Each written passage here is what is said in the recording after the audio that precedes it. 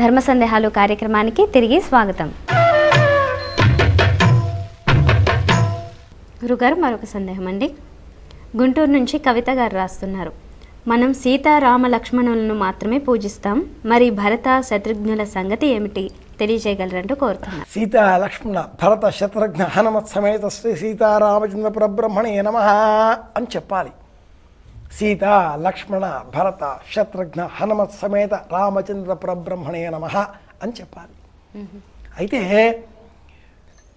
సాధకులు రామాయణం అనగానే 3 మార్గాల్లో ఉపాసన చేస్తారు.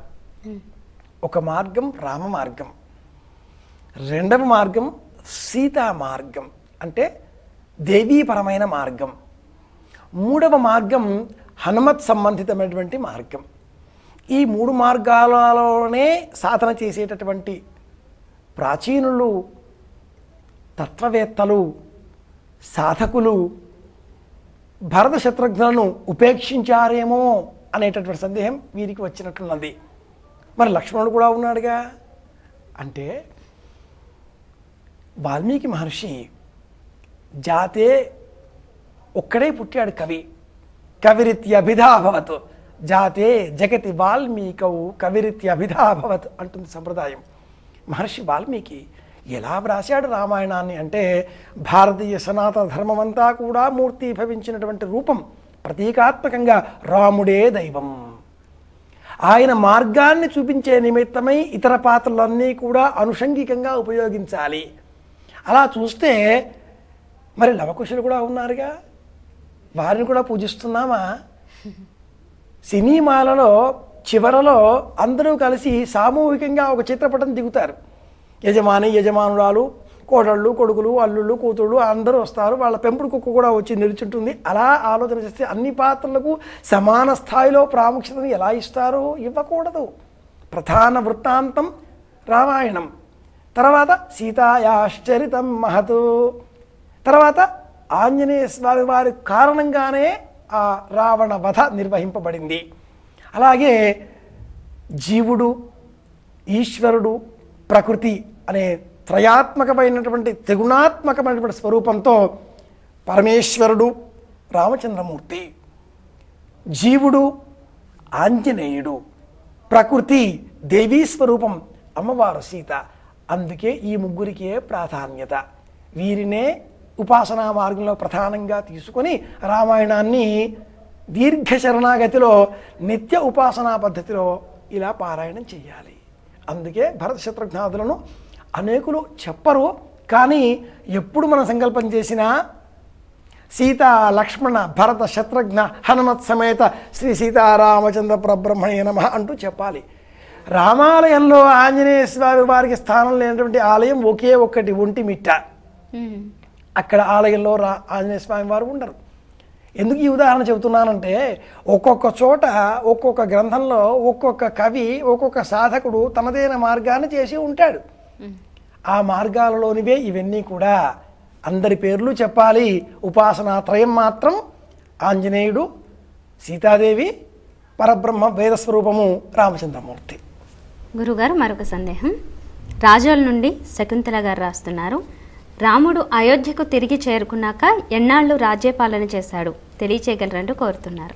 వేదమానం, దైవమానం, బ్రహ్మమానం, ప్రాజాపత్యమానం, పితృమానం, సౌరమానం, శ్రావణమానం, నక్షత్రమానం, చాంద్రమానం అని కాలాన్ని గణన చేసే విధానాలు 9 చెప్పబడ్డాయి. మనం చెప్పుకునే సంవత్సరాలు చాంద్రమానాబ్దములు. మనం చెప్పుకునేవన్నీ కూడా సంవత్సరాలు.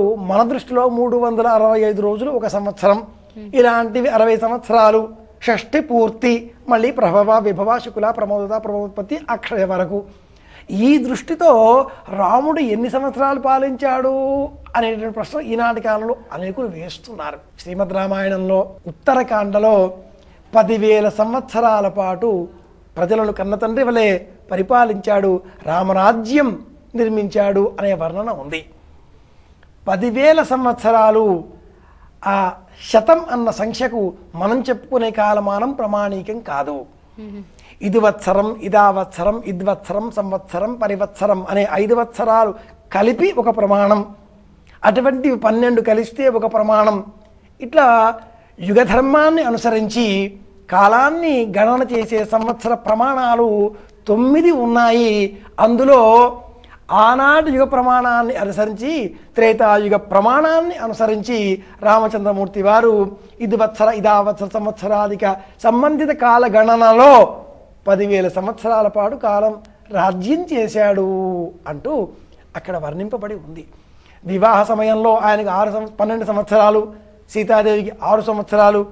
అలాగే వారిద్దరూ కూడా వనవాసానికి పోయేటప్పుడు అమ్మవారికి 18 ఏళ్ళు, అయ్యవారికి 24 ఏళ్ళు, ఇలా అనేకం చెబుతూ వస్తున్నారు. ఇప్పుడంతా కూడా మనకు గోవిందరాజ్యం వ్యాఖ్యానం ప్రధానం.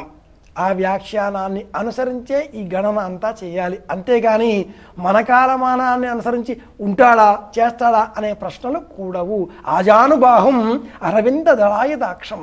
రామచంద్రమూర్తి వారు ఆయన చేతులు చాచితే ఇలా మోకాలు దాటేంత పెద్దగా ఉంటాయిట. ఆజానుబాహువు. అలా ఎవరన్నా ఉంటారా? భద్రాద్రికి మనం వెళితే రాతి పలకల మీద 1.5 అడుగులు 2 అడుగులుగా ఉండేటటువంటి పాదముద్రలను చూపించి రాములవారు నడిచాడండి అని చెబితే చాలామంది అంటారు, అలా ఎలా ఉంటాయండి, ఇంత పెద్ద కాలం ఉంటుందా? త్రేతాయుగంలో ఉండొచ్చు. ఆనాటి కాలంలో మనుషులు అంతటి బలశాలులు, వారు సాక్షాత్ రామచంద్రమూర్తి వారు కాబట్టి కాళ్ళు పెడితే పడి ఉండవచ్చును. విశ్వాసం ప్రధానం. అలాగే సంవత్సర కాల ప్రమాణం కూడా 9 విధములైనటువంటి ప్రమాణాలలో దేవమానాన్ని అనుసరించి 10,000 సంవత్సరాలు అని మనం రామాయణాన్నే విశ్వసించాలి. ప్రశ్నించకూడదు. ఏతదను శాసనం. వేదధర్మాన్ని, రామాయణం అంటే సాక్షాత్తు వేదం, ప్రశ్నించకూడదు, పరిశీలించకూడదు, గౌరవించాలి, దైవ సమానంగా భావన చేయాలి.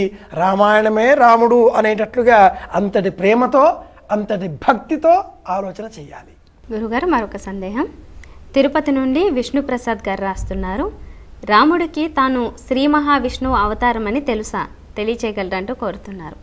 దైవం మానుష రూపేణ అన్నట్లుగానే నర్తించాడు.